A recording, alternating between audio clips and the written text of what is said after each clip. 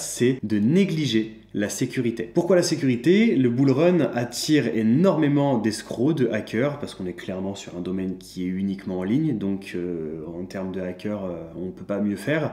Les scams, le phishing, les wallets qui se font hacker explosent pendant ces périodes de bull run, parce que des gens qui débutent vont pas forcément faire attention, vont partager leurs clés de sécurité sur les réseaux, vont pas faire attention aux liens sur lesquels elles cliquent, elles se font siphonner leur MetaMask. C'est des choses qui arrivent. Donc ce que tu peux faire déjà, la base des bases, déjà c'est activer la double authentification sur tes plateformes. Ça c'est vraiment genre le strict, mais alors le strict minimum que tu puisses faire dans le domaine de la crypto. Et après, un level au-dessus, ça va être d'acheter des hardware wallets, donc des wallets physiques, des cold wallets, ce qu'on appelle des wallets froids qui sont déconnectés du réseau. Par exemple, une Ledger, c'est...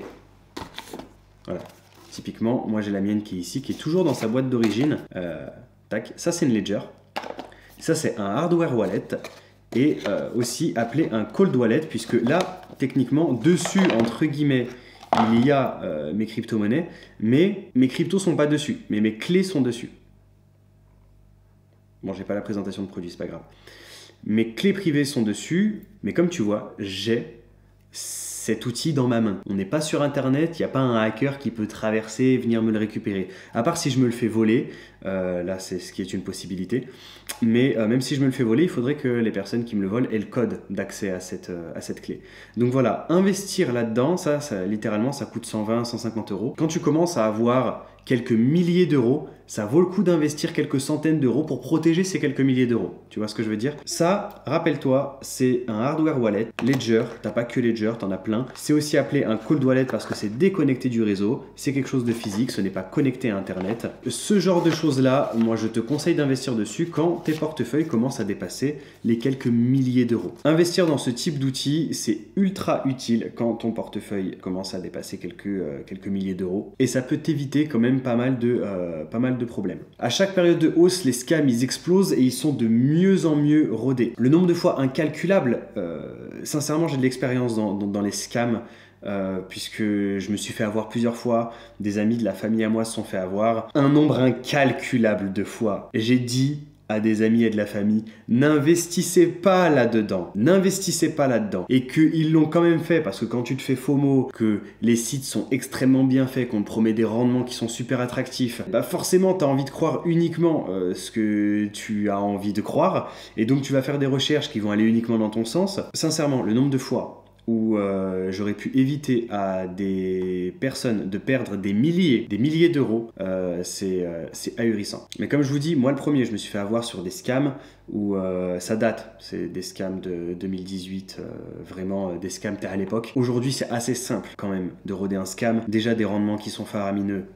Ça te met la puce à l'oreille tout de suite. Déjà, il te suffit simplement de taper le nom de la plateforme suivi de scam sur Google. Les premiers articles, tu sauras. S'il y a un seul article qui soupçonne le site de scam, ne cherche même pas à comprendre. Une plateforme sérieuse n'est pas attaquée par des articles « Oh, c'est un scam ». Tu verras jamais un scam, un article dire « Ouais, Coinbase, c'est un scam ». Jamais.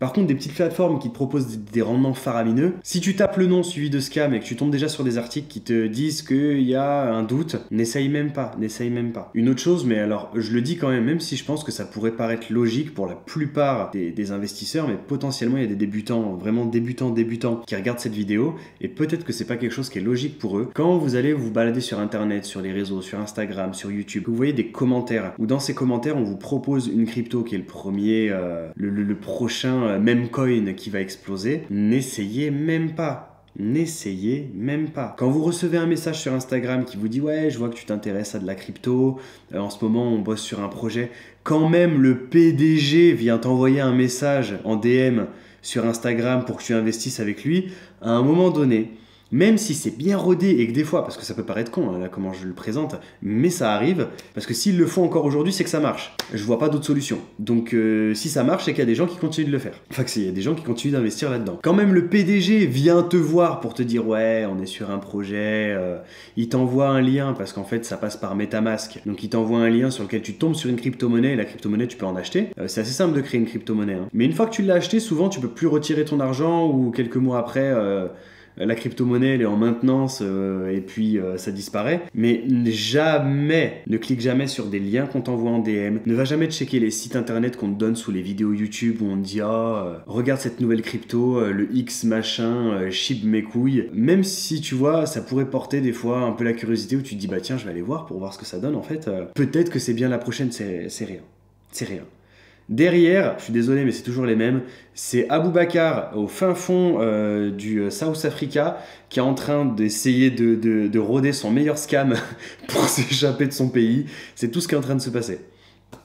Voilà, et encore je dis ça, moi la plateforme sur laquelle je me suis fait arnaquer, à l'époque elle s'appelait Quellian DP, elle proposait des rendements qui étaient quasiment à 50%, 50% par mois. Je crois que c'était un deal comme ça. Hein. Plus tu payais cher, plus tu avais des rendements qui étaient élevés. Et sur Quellian, j'avais posé 3 Ethers. Alors à l'époque, quand j'avais posé des Ethers, les Ethers coûtaient 150 balles, quelque chose comme ça. Donc c'était pas énorme à l'époque. Mais aujourd'hui, si je les avais gardés au lieu de les investir dans de la merde, bah tu vois, 3 Ethers, voilà, on n'est pas très très loin des 10K quoi. Et donc, cette plateforme-là, je l'avais vue, j'avais eu plein de vidéos YouTube qui disaient « Regardez, un Quellian DP, c'est une dinguerie. » Qui disaient ouais, cette plateforme, ils montraient que ça marchait. Mais ça marchait en plus, hein, puisqu'il y a des gens qui ont fait beaucoup d'argent avec cette plateforme parce que c'était un système de Ponzi. Et donc, un système de Ponzi, forcément, quand tu y arrives, quand tu arrives au début de la pyramide de Ponzi, eh ben les nouveaux arrivants, toi, ils vont te verser des rendements. Donc forcément, ça marche. Donc du coup, tu vas en parler à des amis, à de la famille. Tu vas dire, bah venez, regardez, c'est incroyable. Plus tu arrives tard dans la pyramide, moins les rendements sont élevés et plus il y a de risques. Donc moi, j'étais arrivé relativement assez tard. J'ai eu quelques rendements qui m'ont été versés. Et après, bizarrement, la plateforme était en cours de maintenance. Le pire, c'est que j'ai investi. Mais avant ça, j'avais fait mes recherches. J'avais regardé Quellian DP. J'avais regardé qui était le fondateur de Quellian DP. J'avais tapé son prénom sur internet et c'était pas la première fois qu'il créait un scam et qu'il disparaissait avec la caisse. Sauf que là, c'était tellement bien fait. Franchement, ça coûte des centaines de milliers d'euros de créer un site comme il l'avait créé. Il y en a vraiment, ils s'en donnent les moyens. Des centaines de milliers d'euros en développement pour créer un site comment c'était créé, pour redistribuer des gains, tout ça, tout ça. On se disait, mais non, c'est trop gros pour être un scam. Ça en était un. Bref. J'avais vu sur internet que ce mec-là, c'était pas son premier scam, qu'il avait déjà créé des sites internet, qu'il s'était déjà barré avec la caisse, qu'il avait déjà, il me semble, pas fait de la prison, mais qu'il avait été condamné pour plusieurs escroqueries. Malgré tout, il y avait tellement de FOMO autour de ça, il y avait tellement tellement de hype autour de Quellian DP que je me suis dit, allez, vas-y, c'est bon. Genre, j'ai commencé à me biaiser moi-même sur mes recherches et j'ai investi. Bizarrement, 6-7 mois après, tu vas pour te connecter, la plateforme est en cours de maintenance. Et là, je t'assure que les youtubeurs qui faisaient des vidéos, ouais, Quellian DP à fond dessus et tout, ça va changer votre vie, ils étaient là, mais pendant des mois. Hein. Non, mais c'est normal, c'est en cours de maintenance, regardez le white paper, ils sont en train de modifier ça et tout, c'est pour les rendements. Pendant des semaines et des semaines, des vidéos de personnes dans le déni. Moi, dès que je me suis connecté, j'ai vu la plateforme est en cours de maintenance, j'ai fait allez, cher pour ta gueule, c'est bien fait pour toi. Tu le savais, tu l'avais vu, mais tu y es quand même allé. C'est bien fait pour ta gueule. Bref, je m'éloigne tellement du sujet à chaque fois. Donc voilà, je me suis fait avoir plusieurs fois par des scams. Aujourd'hui, vraiment, c'est assez simple à roder. Quand c'est trop beau pour être vrai, c'est que c'est trop beau pour être vrai. C'est tout. Quand c'est trop beau pour être vrai, c'est que c'est trop beau pour être vrai. Allez, on passe à la suite.